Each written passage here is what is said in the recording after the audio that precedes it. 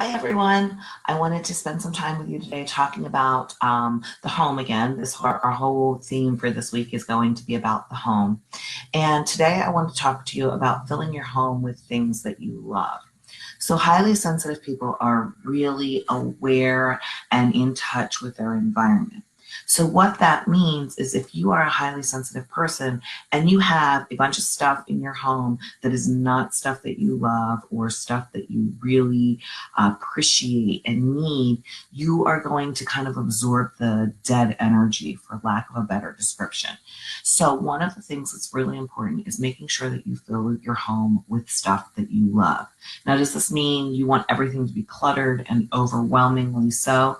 No. As a matter of fact, as a highly sensitive, you need less stuff than the normal person.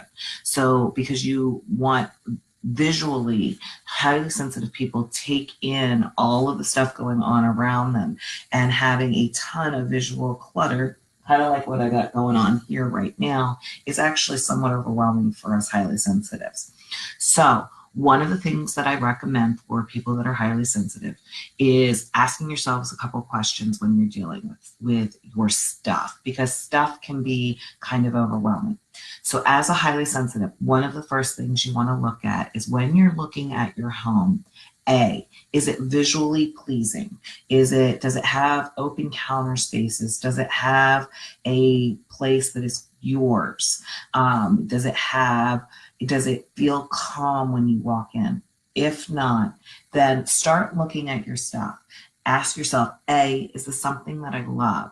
And B, if it's not something that I love, do I need it and use it regularly?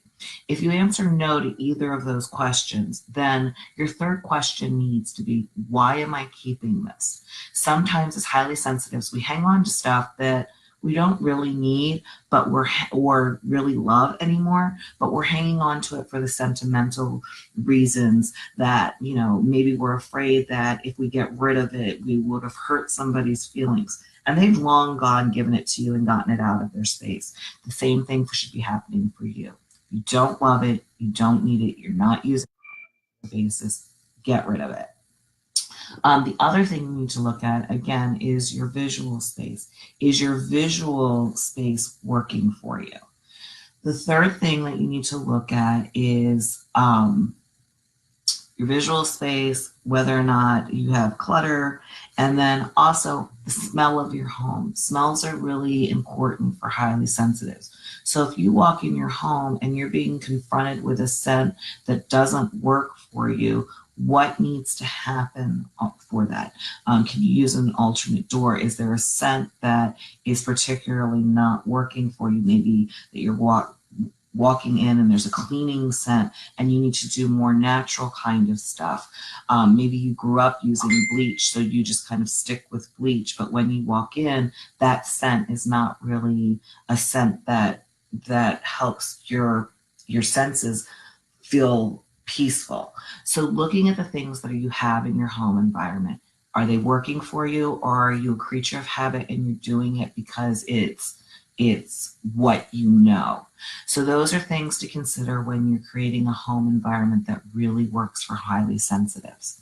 If you have any questions, or if you want me to go into, I have somebody saying, I believe this, but never try to overwhelm as I purge as best as I can. Yet I still hold on to some photos and knickknacks. Thanks. Good point. Photos and knickknacks, that's another thing. The knickknacks, stuff that we're bringing in the house. I have a rule, and I meant to talk about this, so thank you for the reminder. And hi, Goretti, it's good to see you. One of the things to look at is when you bring something into your home, if clutter seems to be an issue, there's a Chinese proverb that for everything you bring into your house, you take one thing out.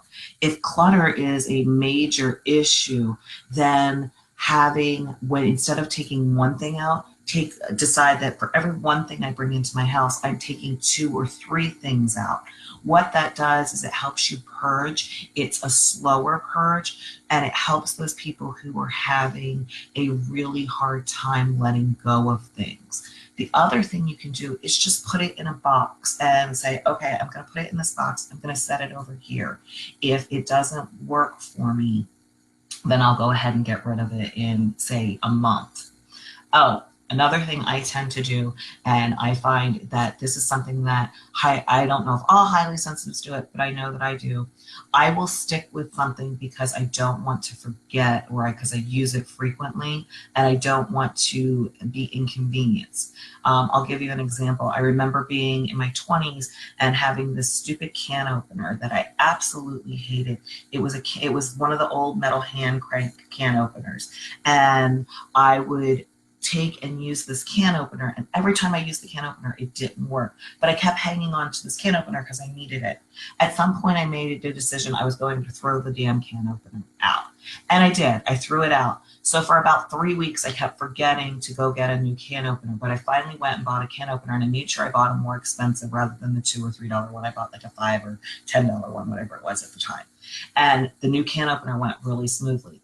It's little stuff like that can make a huge difference for someone who's highly sensitive in your threshold of your overall tolerance for the day. So making sure that when you're creating your day, it's moving smoothly throughout the day, moving so it's your systems are working for you.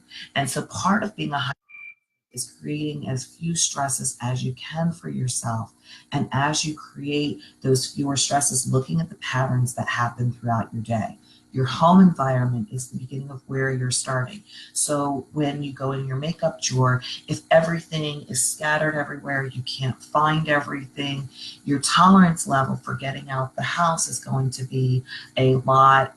You're going to have a lower threshold. So when you start working with people, or you are getting out into doing your computer program or whatever it is, your tolerance has already been stretched because you've already put a lot of energy into working with the getting the makeup on, finding your hairbrush, finding clothes, doing all of that. So one of the things is working on your organization. Tomorrow I will talk about the spoon theory and how that affects highly sensitives, because spoon theory in general is used for people with chronic illness, but I think it's very true for people with that are highly sensitive. So tomorrow we'll talk about the spoon theory. I look forward to seeing you then. Bye.